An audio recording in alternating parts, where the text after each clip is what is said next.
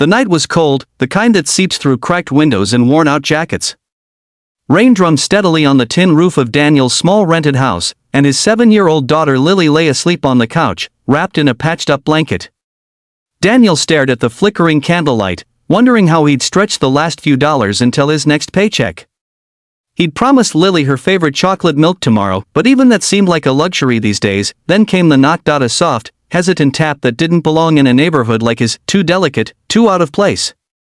He frowned, standing up slowly. It was past midnight. Who would be out here now? When he opened the door, his heart froze. A young girl, maybe 15 or 16, stood there drenched from head to toe.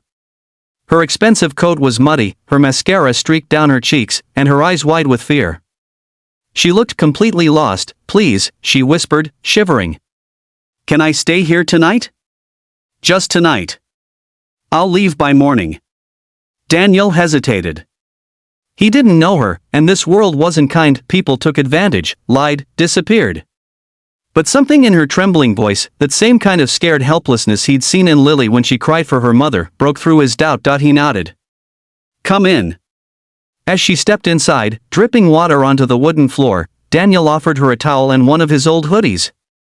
She thanked him softly, her voice cracking. He noticed how she flinched every time thunder rolled. Whatever she'd run from wasn't just the storm outside, it was something deeper, something that made her shoulders stay tense even as she sat near the heater. Lily stirred awake, rubbing her sleepy eyes. Daddy, who's that? Daniel smiled gently. Just someone who got lost in the rain, sweetheart. Go back to sleep. But Lily, with her innocent heart, jumped off the couch and ran to grab her favorite blanket. She wrapped it around the girl's shoulders. Now you're warm, she said proudly. For the first time, the girl smiled faintly, but real. Thank you, she whispered. I'm Emma. That night, while the storm raged outside, Daniel made her some soup from what little he had left. She ate quietly, her eyes glancing now and then at the small living room, the broken lamp, the faded curtains, the single photo of Daniel holding a newborn Lily. You live alone? She finally asked. He nodded. Just me and Lily. Emma hesitated before saying softly, You're a good dad. He laughed a little. I try. Later, when everyone had gone to bed, Lily curled up beside Emma on the couch. Daniel sat by the window, watching the rain. He didn't know who Emma was, or why she'd shown up at his door, but something told him her story wasn't as simple as being lost. And he was right, because by morning, the quiet little home of a poor single father was about to collide with a world of wealth, secrets, and second chances, and nothing would ever be the same again. When Daniel woke up the next morning, sunlight poured through the thin curtains. The storm had passed. He heard laughter from the kitchen, Lily and Emma making toast, chatting like old friends. For a moment, it felt normal, but normal didn't last long. There was a loud knock at the door again. Not hesitant this time, sharp, commanding. Daniel frowned and opened it, only to be met by two men in suits.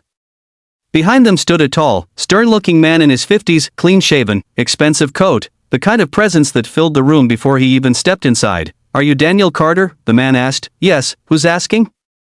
I'm Richard Lawson, the man replied, his voice low but trembling with emotion. I'm looking for my daughter. Emma Lawson. Daniel froze. His eyes darted toward the kitchen. She's here, he said quietly. Before he could say more, Emma appeared in the doorway. Her face went pale. Dad? The man's face softened instantly, the power in his posture melting into pure relief.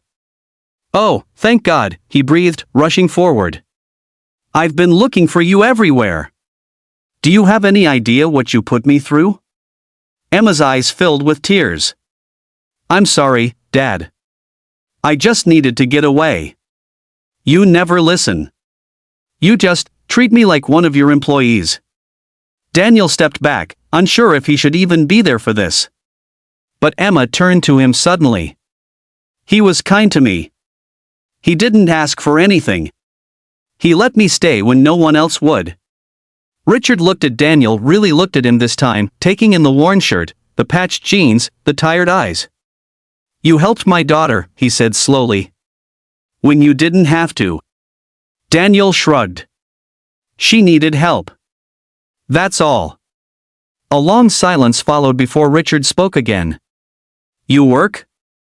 Daniel nodded. Construction. Sometimes driving deliveries when the site's slow. Richard's eyes softened with a mix of respect and guilt. I owe you more than a thank you, Mr. Carter. You gave my daughter safety when money couldn't. He reached into his coat and handed Daniel a card. Come by my office tomorrow. I might have a job for you, something that'll make things easier for you and your little girl. Daniel blinked, stunned. I don't know what to say. Say yes, Emma whispered with a smile. You deserve it. The next day, Daniel went to the Lawson Corporation headquarters, an entirely different world from his small, cracked home. Glass walls, marble floors, people in tailored suits. He felt out of place, but when Richard met him at the elevator, his tone was warm, not formal. I need someone I can trust, Richard said. Someone who understands hard work, not just numbers on paper. I want you to manage one of our housing sites, good pay, full benefits, a future. Daniel's heart raced. It felt like the universe had opened a door he'd never thought he'd see. He thought of Lily, her bright smile, her tiny dreams, and nodded. I'll do my best.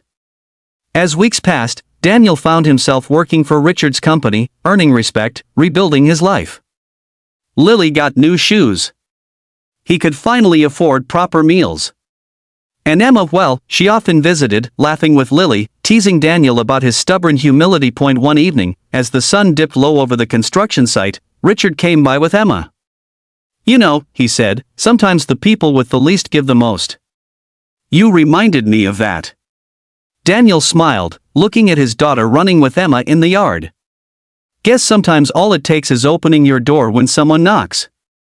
And his laughter filled the air, simple, warm, real. He realized something. He might not be rich in money, but in that moment, surrounded by kindness, gratitude, and love, he was richer than he'd ever been, because sometimes, the smallest act of compassion can change not one, but 3 lives forever.